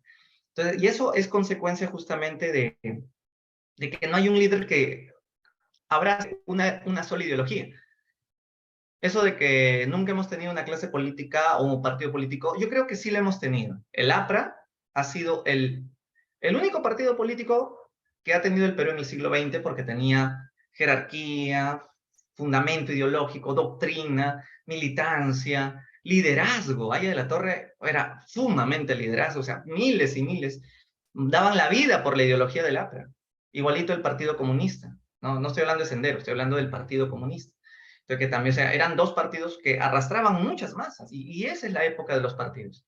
¿Desde cuándo se murieron los partidos? Desde que se abrió el modelo económico a la globalización y se fue evaporando todo.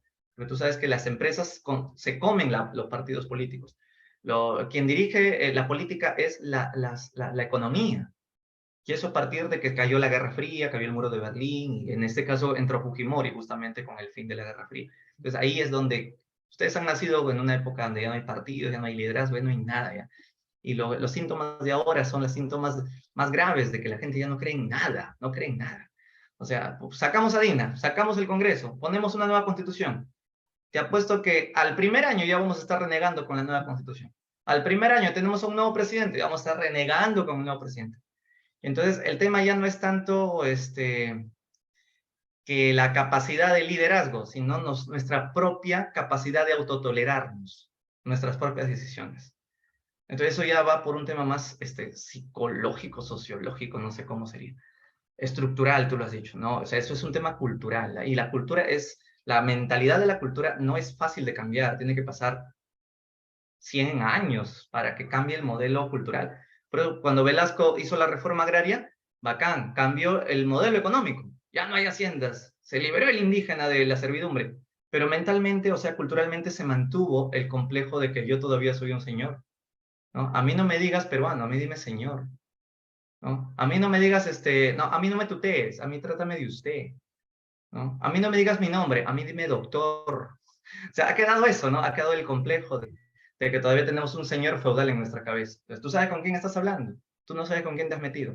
Mira, tenemos 50 años de reforma agraria y todavía se mantiene estas herencias de tenemos todavía un patrón en la cabeza. A eso me refiero cuando digo la cultura no es fácil de cambiar. Y esta mentalidad cultural es consecuencia de nuestra pésima educación también. Nuestra pésima educación en la sierra, en la zona rural, que es lo que ha generado pues este desborde de cólera, de frustración, pero al mismo tiempo con pocas propuestas de solución.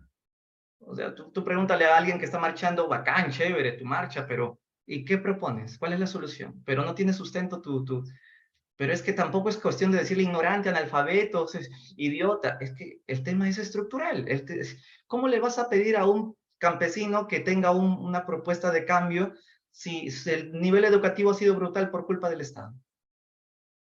Pero ellos obviamente tienen en su mente un desarrollo muy simple, basado en el equilibrio místico con su naturaleza y que los recursos tienen que ser de ellos y todo muy, muy rural, ¿no? Y eso no lo comprenden los políticos de Lima. Bueno, vamos a dejar ahí el paréntesis porque después no vamos a poder terminar el tema, pero qué chévere que ustedes conversemos y tengan sus puntos de vista. Perdón que no estoy leyéndolos a todos porque me distraje con mi comentario. Pero bacán, oigan, ¿no quieren pertenecer a un taller político ustedes para conversar así ya extra? ¿No? Yo tengo un grupo de WhatsApp de taller político. A veces hacemos nuestro Zoom y conversamos. ¿Así? Sí, normal, los agrego al taller y hacemos unas reuniones cada domingo y ahí y hablamos a calzón quitado con todo. Ya, ya, chévere. Entonces, ¿cómo hacemos? Les voy a pasar el link en la próxima clase, me avisan y les paso el link y cosa que lo aprietan y ya está. Sí, pero la próxima semana me hacen acordar nomás para estar atentos. Bueno, y Profesor, al final, ¿qué profe, pasó? Sí, dime. para terminar nada más en el punto anterior, eh, yo jamás apoyaría una tiranía. Considero más bien que lo de Dina es una tiranía, se está convirtiendo en una tiranía, bueno, o ya es una tiranía. Considera más bien que la democracia, la tiranía es la corrupción de la democracia, ¿no? Y como escribí líneas arriba, eh, más estaría de acuerdo con un nuevo tipo de movimiento llamado el nacionalismo ilustrado. O sea, no el nacionalsocialista que implantó Hitler, porque si no me tendrían que decir nazi, ¿no? Pero sí un nacionalismo ilustrado. O sea, un movimiento que en realidad se enfoque mucho en lo que es la educación y a partir de la educación y la impartación de cultura, eh, se pueda resurgir o sea, nuestro legado en sí, cuidar lo nuestro. O sea, un nacionalismo ilustrado nunca lo he escuchado en sí, en ningún libro de historia que he leído, pero creo que la combinación de palabra sería correcta, ¿no? Un nacionalismo ilustrado, porque muchos queremos un nacionalismo, que cualquiera llegue al poder, pero no, primero edúcalo, luego mándalo al poder, crea política. Y como dijo Aristóteles, el ser humano es un animal político. Entonces, crea políticos y llévalos al poder, pero que cuiden el territorio, que cuiden sus intereses, ¿no? O sea, esa sería mi posición. Es válida tu posición, por supuesto. Si tenemos la oportunidad de estar en el taller, vamos a discrepar incluso con tu posición y de una manera muy constructiva, por supuesto, con mucho respeto. Por ejemplo, si yo quisiera discrepar con tu posición, yo diría ahorita lo siguiente, y lo dejo para que ya podamos conversarlo después, ¿no? Diría que el nacionalismo es una consecuencia justamente del caudillaje. Esta idea de que tenemos algunos peruanos tienen, ¿no? De que el nacionalismo, tenemos que cuidar lo nuestro, tú propones un nacionalismo ilustrado. Estas ideas nacionalistas son consecuencia de una cultura autoritaria, entonces todavía nos quedan estos rezagos, pero no nos damos cuenta muchas veces que en el mundo en el que vivimos, en un mundo globalizado, las fronteras están prácticamente cada vez más débiles. La prueba de que las fronteras están más débiles es que tú entras a internet y sabes lo que está pasando al otro lado del mundo. Entonces vas a Plaza Vea y encuentras un producto que está escrito en chino. Entonces eso es un síntoma de la globalización.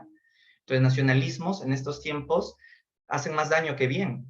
Porque si tú vas a defender viva el guayno, viva la chicha, viva lo nuestro, bacán, es chévere porque es lo nuestro. Pero despreciemos el rock, despreciemos la música extranjera, cuando creo que lo mejor sería enriquecer nuestra identidad con lo otro. Lo que pasa es que somos una mente a veces muy cerrada como consecuencia del caudillaje.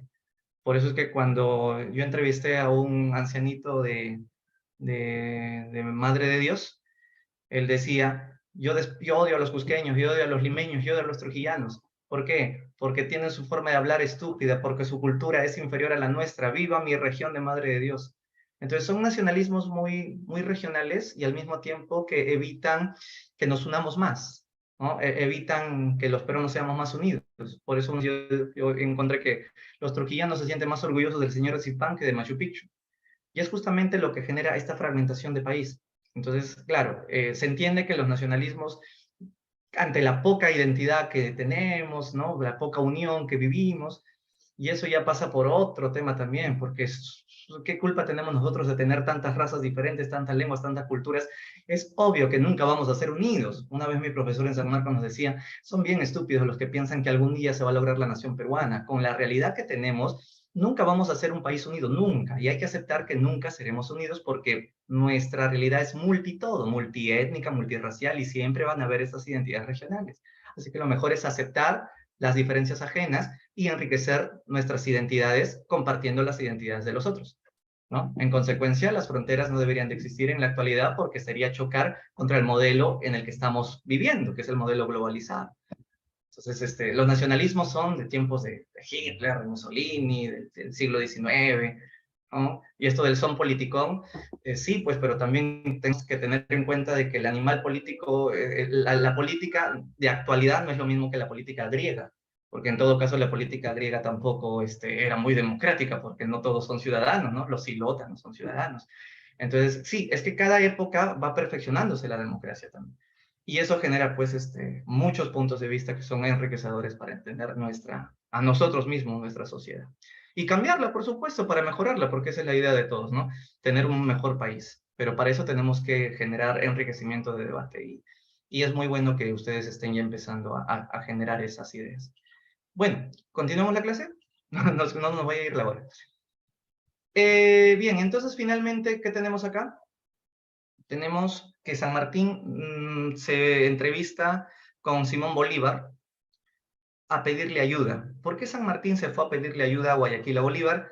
Para poder votar al virrey La Serna, puesto que no habían los soldados suficientes.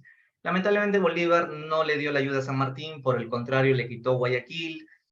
Bolívar defendía incluso el modelo republicano y como sabemos San Martín es más bien monarquía, y entonces no pudo lograr nada. Entonces San Martín regresó al Perú y renunció al protectorado, y al renunciar dejó instalado el primer Congreso peruano. El primer Congreso peruano es lo último que San Martín hizo como protector del Perú. Se retira. Ahora, ¿por qué se retira? Porque no tenía nada más que hacer acá. O sea, no había podido lograr convencer a Bolívar para darle la ayuda militar. Entonces, como no podría votar al virrey, por caballerosidad tuvo que irse, ¿no? Además, estaba incómodo también en el Perú porque nosotros habíamos expulsado a Monteagudo. Monteagudo, pues, era el ministro del brazo derecho de San Martín y los peruanos lo acusamos de jacobino, de ser muy radical. Bueno, solamente lo acusábamos de eso porque, a ver, Monteagudo era como Antauro, empezaba a fusilar a los pituquitos de Miraflores y San Isidro, para poner un ejemplo muy crudo.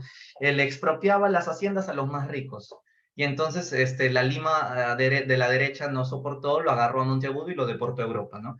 Y San Martín sintió que a él mismo le han hecho esa afrenta. Entonces con ello, y encima por lo de Guayaquil, renunció al protectorado y dejó un congreso, y este congreso va a tener que decidir que seremos monarquía o república, y obviamente que seríamos república, ¿no? Y vamos a tener que hacer nuestra primera constitución.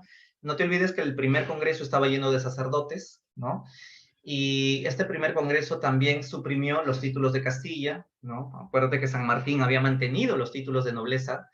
El congreso anuló definitivamente. Nadie aquí es duque, nadie aquí es marqués, nadie acá se cree nadie es noble aquí.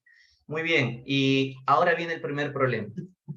El primer problema del Perú es que el Congreso quiere ser más poderoso que el Poder Ejecutivo. Entonces, la prueba de ello está en que en vez de elegir al primer presidente del Perú, decidió elegir a una junta gubernativa. Tener 3 presidentes al mismo tiempo, es decir, tener un triunvirato, para que entre los 3 se vigilen, que ninguno se crea más poderoso que el otro, y de esa manera fragmentar el Poder Ejecutivo, debilitarlo, y así el Congreso lo domine a su antojo. ¿Por qué el Congreso quiere tener más poder que el Ejecutivo? Para evitar una dictadura. Es decir, si tú eliges a un presidente y no a uno solito, el Congreso cree que se puede volver un tirano, un dictador, y cierra el Congreso y se acabó la democracia. En cambio, si tienes manteniendo a raya al presidente, entonces haces más pura la democracia, dice el Congreso. Y mejor mantenerlo teniendo un triunvirato, o sea, una junta gubernativa. Estaba Lamar, Salazar Ibar Quijano y Felipe Antonio Alvarado. ¿Cómo se llama en términos políticos eso? Cuando el Congreso quiere dominar al presidente, se llama parlamentarismo. Parlamentarismo. ¿Actualmente el Perú es un parlamentarismo o un presidencialismo? Actualmente el Perú es un presidencialismo parlamentario. Eso significa que tenemos un gobierno, pero que está sometido bastante al Congreso. Y ustedes han notado eso desde que PPK fue presidente, el Congreso de Keiko, cómo lo hostigaba, cómo le censuraba a los ministros, y al final Keiko recontra picona, que nunca lo quiso reconocer ni felicitar siquiera, hizo todo lo que hizo para bajárselo a PPK y luego a Vizcarra, y Vizcarra, bueno, cerró el Congreso. ¿Es cierto ese audio que ha salido ahora de Keiko? ¿O es de mentira? Que dicen que Keiko ha hecho lo posible y conversó con todos para que saquen a Castillo, y que Keiko quiere que todos los peruanos se mueran de hambre para que se arrepientan por haber elegido a Castillo. No sé si han visto ese audio. ¿Ese es de verdad de Keiko? Yo creo que no es su voz. No sé si han visto en internet que se ha colado el audio de Keiko. ¿Todavía no lo han escuchado? Ya. No, bueno, entonces no creo que sea ella, pero su voz es igualita. Pero en la última parte como que pareciera que no es tanto su voz. Bueno, si en el día que estemos en el taller ahí les paso ya, entonces tenemos un Congreso, un Ejecutivo fragmentado, y entonces Este ejecutivo fragmentado le declara la guerra al virrey, ¿no? Ya, no voy a opinar sobre Kiar, ya, no voy a opinar, no voy a opinar nadie.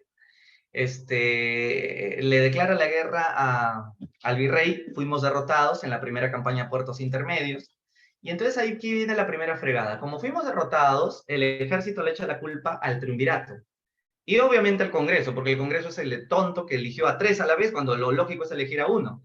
Pero como el Congreso no quiere ceder en elegir a 1 solo, entonces los soldados del ejército hacen un golpe de Estado a la Junta y ponen a un presidente. Y este golpe se llamó el Motín de Balconcillo, donde llega al poder el primer presidente del Perú, ahora sí, solo, nada que triunvirato, nada que junta, solito, Rivagüero. José de la Rivagüero es el primer presidente del Perú como consecuencia de un golpe de Estado.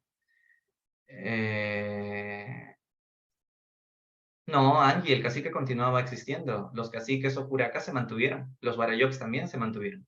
Los intendencias son los que quedaron eliminados. Los intendentes, ¿no? Fueron reemplazados por prefectos. Entonces, Rivagüero, primer presidente del Perú, le hace la guerra al virrey, sería la segunda campaña a puertos, pero también perdimos, y el Congreso lo vaca a Rivagüero, el Congreso lo destituye a Rivagüero y pone en su reemplazo a Torre. Pero Rivagüero no quiso reconocer que lo han sacado y sigue siendo presidente desde Trujillo, y Torre es obvio el verdadero presidente oficial desde Lima. El Perú tenía 2 presidentes a la vez. Torre promulgó la primera constitución, por fin entró en vigencia en noviembre de 1823, pero ante la anarquía llega Simón Bolívar, y Bolívar nos promete votar a los españoles con la condición de que lo nombremos supremo dictador, con la condición de que anulemos el Congreso, anulemos nuestra constitución, que solamente tenía un mes de vigencia. Bolívar también se deshizo de Rivagüero y Torre porque, ojo, Rivagüero y Torre se habían unido al virrey La Serna en contra de Bolívar. Los 2 primeros presidentes, repito, se habían unido en contra de Bolívar porque veían que Bolívar era más peligroso que estar aquí con el virrey. Y Bolívar ordenó que los fusilen a los 2 primeros presidentes, pero se salvaron por un pelito. Rivagüero huye a Europa y Torre se asila en el Real Felipe. Ahí está Rivagüero y Torre. Uno terminó muriendo de hambre en el Real Felipe, Torre. Bueno, Bolívar, el otro Chávez. Se anula finalmente la Constitución, el Congreso. Le dimos todos los poderes supremos de dictador a Bolívar, y Bolívar logra con todos sus poderes supremos derrotar a los españoles en Junín y Ayacucho. Obviamente que la victoria de Junín fue gracias a los húsares de Junín, y la batalla de Ayacucho fue gracias a los indígenas ayacuchanos. Pero no te olvides además que la guerra de independencia fue una pelea de peruanos contra peruanos. No es necesariamente que peruanos contra españoles. Hubieron peruanos que estuvieron a favor de la causa de España. Indígenas incluso que pelearon a favor de España, como los indios iquichanos. O sea, no es una guerra entre peruanos contra españoles, es una guerra de peruanos contra peruanos, y además parecía una guerra internacional, porque en la batalla de Ayacucho vinieron ejércitos chilenos, ejércitos argentinos, colombianos, ecuatorianos, a darles una ayuda. ¿Por qué? Porque el Perú era el último país de América del Sur que todavía no se había independizado. Todos los demás ya se habían independizado, menos nosotros, y por eso vinieron acá a darnos una mano. Y con eso vencimos al virrey La Serna, que firmó la capitulación de Ayacucho. En esta capitulación nos reconocían nuestra independencia con la condición de que tuviéramos que pagar un dinero, una deuda de independencia, que quedó como deuda porque el Perú no tenía los miles de pesos que pedían, y Perú también tendrá que pagar el pasaje de regreso de los españoles a su país, y además tendremos que respetar a los españoles que quieran quedarse a vivir, respetaremos sus bienes, sus propiedades y todas sus riquezas. Y así la capitulación fue bastante blanda al parecer, pues claro, quien la firmó fue Sucre por el Perú y Canterac por España. Incluso en el Alto Perú aparecieron 2 virreyes más, ya extraoficiales, Pío Tristán y Olañeta, pero como no eran oficiales, finalmente tuvieron que irse. Y el Callao fue el último bastión. ¿Por qué digo el Callao el último bastión? Porque este español llamado Rodil nunca quiso reconocer la capitulación de Ayacucho, más bien confiaba en que Europa iba a venir a ayudarlo el virrey a recuperar su poder a través de la Santa Alianza. Ustedes saben seguro por HU que la Santa Alianza era la ayuda militar que tenía Europa para ayudar a España a recuperar sus antiguas colonias. Pero tonto Rodil nunca llegó a esa ayuda y tuvo que finalmente entregar los castillos del Callao y firmar la última capitulación, la capitulación del Callao. Y ahora sí, ya no habían españoles en el Perú, Bolívar se quedó y nos gobernó porque el Perú prorrogó su dictadura. Estábamos contentos con la dictadura de Bolívar. Bolívar como dictador agarró un gran territorio que antiguamente era del Perú, el Alto Perú, luego Virreinato de la Plata, y creó un país nuevo que le llamó Bolivia. La razón por la que Bolívar crea Bolivia era para que Perú sea más pequeño y se debilite y prácticamente cada vez sea más chiquito. Eso explica el por qué también nos quitó Guayaquil. Lo que quiere Bolívar es que la Gran Colombia siempre sea la más poderosa de todas. Luego el segundo proyecto de Bolívar era unir toda América Latina, desde México hasta Chile, gobernar todo. Se creía Napoleón Bonaparte. En efecto, Bolívar a los 14 años estuvo en la coronación de Napoleón Bonaparte. ¿Cuál era su argumento? Si toda América Latina está unido en un solo bloque y Bolívar está al mando de todo, vamos a evitar que Europa venga otra vez a conquistarnos, sobre todo para equilibrar el bloque de la Santa Alianza. Y además también para equilibrar el bloque de los Estados Unidos, porque Bolívar nunca le gustó a los Estados Unidos, porque esa frase de América para los americanos nunca creyó que eran sinceros los gringos. Además, Bolívar pronosticó que si no nos unimos como latinos, en el futuro los Estados Unidos con sus dólares nos van a asfixiar y nos van a volver países dependientes y subdesarrollados. Por eso es mejor el bloque. Además tendremos una sola economía, una sola revolución industrial, una sola moneda, incluso las fronteras serían mínimas, para que peruanos y chilenos ecuatorianos seamos más hermanos que nunca. Desde México hasta Chile, todos una hermandad. Sangre latina, ¡vivan los latinos! Incluso Bolívar tenía conexiones con Inglaterra para que puedan ayudarnos a hacer esta revolución industrial. El proyecto parecía interesante. ¿Qué era lo malo de este proyecto? Pues lo malo era que perdíamos nuestra independencia nuevamente, porque ahora vamos a ser sometidos de Venezuela. Bolívar es caraqueño. Entonces ahora Venezuela dominará toda América Latina. Entonces por eso es que no nos gustó el proyecto de Bolívar. Incluso él convocó el Congreso de Panamá. En el Congreso de Panamá solamente acudió México, Guatemala, la Gran Colombia, por supuesto, y Perú. Nadie más. Entonces Bolívar dijo, oye, no ha venido ni Bolivia, ni Chile, ni Argentina. Uy, el proyecto de unir toda Latinoamérica fracasó. Pero yo pienso al menos que voy a unir 3 países, la Gran Colombia, Perú y Bolivia. Y eso lo logró y se llamó la Federación de los Andes, que tendría una sola constitución, la constitución vitalicia. La constitución vitalicia. Dayana, ¿se asistieron? Asistieron 4 países, dije en el Congreso de Panamá, México, Guatemala, la Gran Colombia y Perú. Pero no acudieron nadie más. Por eso, repito, Bolívar decidió mejor unir 3 países, los que tengan cordillera de los Andes, Perú, Ecuador, la Gran Colombia y Bolivia. Y los 3 países tendrán una sola constitución que durará toda la vida, la constitución vitalicia de Bolívar, que se promulgó en 1826. Estábamos aburridos de Bolívar ya. 2 años de dictadura bolivariana, ya queríamos tener nuestro propio presidente. Para nuestra buena suerte, Bolívar se fue a su país prometiendo que volvería a los pocos días, porque tenía que viajar urgente a su país porque vio una guerra civil que tenía que controlar. Y cuando se fue, ¿qué dijimos? Bolívar se ha ido, ¿qué hacemos para que no regrese? Anulemos la constitución vitalicia. ¿Qué hizo el Congreso? Que no existía. Se volvió a reunir, sería el segundo Congreso, que convocó elecciones y ganó José de la Mar. Y con la llegada al poder de José de la Mar, Bolívar ya no pudo más regresar al Perú y finalmente ya éramos libres no solo de España, sino también de Bolívar. Y con eso terminaba nuestra terrible, compleja y tortuosa historia de nuestra independencia. Bueno, muchachos, solamente les estaría debiendo las claves, ¿no? Por un tema de tiempo, ya no vamos a poder hacer las claves, pero me hacen acordar, por favor, que les debo para el próximo sábado, antes de empezar la clase, les doy las claves, cosa que ustedes también tienen tiempo para ir repasándolo, ¿no? Y haciéndolo, ¿sí? Denise, que me pregunta, respecto a lo social, ¿no que la Constitución de Cádiz abolió el tributo y la mitad sí? ¿Por qué San Martín lo volvió a abolir? Ya, lo que pasa es que el rey había abolido la Constitución. El rey Fernando regresó al absolutismo, ¿recuerdas? Y abolió la Constitución y la Corte, por lo tanto quedaba anulado todos esos derechos que tenían los indígenas. Eso explica el por qué San Martín lo restablece. El Congreso Anfictiónico, Angie, no es otra cosa que la dictadura de Bolívar. Un Congreso que no representó a nadie, que no fue nada democrático, un Congreso que es consecuencia de la dictadura de Bolívar. A eso se llama, ¿no? Es como decir un golpe de Estado, que es algo fáctico, ¿no? Ok, bueno muchachos, nada, los dejo y chévere por sus bonitos comentarios de la clase de hoy. Cuídense y nos vemos la próxima semana. Chao, chao.